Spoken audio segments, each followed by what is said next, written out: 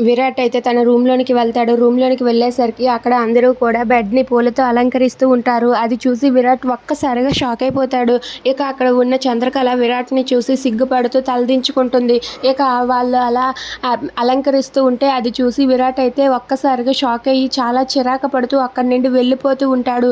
అది చూసి చంద్రకళ అయితే సిగ్గుపడుతూ ఉంటుంది. ఇంతలో జగదీశ్వరికి విరాట్ ఎదురు పడతాడు. ఇక జగదీశ్వరితో విరాట్ ఇలా అంటూ ఉంటాడు, "ఏంటమ్మా ఇది? నేను ఈ శోభనానికి చచ్చినా ఒప్పుకోను. నాకు ఈ శోభనం అసలు వద్దు అమ్మా" అని చెప్పి తేల్చి చెప్పేస్తాడు. అది వినగానే జగదీశ్వరి అయితే తప్పదురా, ఎలాగో జరిగే కార్యమే కదా అని చెప్పి అంటూ ఉంటుంది. "లేదమ్మా, నేను అసలు ఒప్పుకోను" అని చెప్పి విరాట్ అంటూ ఉంటాడు. దాంతో అక్కడ ఉన్న జగదీశ్వరి అయితే నేరుగా వెళ్ళి మీ అత్తయ్యతో ఈ నిజమంతా చెప్పేరా, ఆ చంద్ర గురించి నిజం చెప్పేస్తే ఈ పని అది ఉండదు కదా అని చెప్పి జగదీశ్వరి విరాట్తో అంటూ ఉంటుంది. అది వినగానే విరాట్ అయితే ఒక్కసారిగా షాక్ అయిపోతాడు. ఇంతలో అక్కడ ఉన్న చంద్రకళని అయితే శ్యామల దగ్గరుండి రెడీ చేస్తూ ఉంటుంది. ఇక తనకి వైట్ కలర్ శారీ కట్టి మల్లెపూలు పెట్టి అన్నింటినీ కూడా పెట్టి నీట్గా రెడీ చేస్తూ ఉంటుంది. ఇక శ్యామల దగ్గరుండి చంద్రకళని శోభనం పెళ్ళికూతురులా రెడీ చేస్తుంది. ఇక రెడీ అయ్యాక శాలిని అయితే చంద్రకళకి చేతితో తెచ్చి గ్లాస్తో పాలు ఇస్తుంది.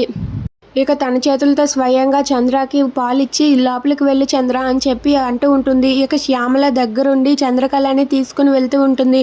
చంద్రకళ తన చేతిలో గ్లాస్తో పాలు పట్టుకొని చంద్రకళ అలా వస్తూ ఉంటుంది. ఇక శ్యామల వాళ్ళు అక్కడి నుండి వెళ్ళిపోతారు. వెంటనే చంద్రకళ డోర్ వేస్తుంది. చంద్రకళ డోర్ వేసి పాల గ్లాస్తో అలా నడుచుకొని వస్తూ ఉంటే అది చూసి విరాట్ అయితే ఒక్కసారిగా షాక్ అయ్యి అలా చూస్తూ ఉండిపోతాడు. ఇక చంద్రకళ కూడా వాళ్ళ బావని చూసి సిగ్గుపడుతూ ఉంటుంది. అలా చంద్రకళ డోర్ లాక్ చేసి అడుగుల్లో అడుగులు వేసుకుంటూ అలా ముందుకు వస్తూ ఉంటుంది. అలా చంద్రకళ పాల గ్లాస్తో వస్తూ ఉంటే అది చూసి విరాట్ అయితే ఒక్కసారిగా మైమర్చిపోతాడు.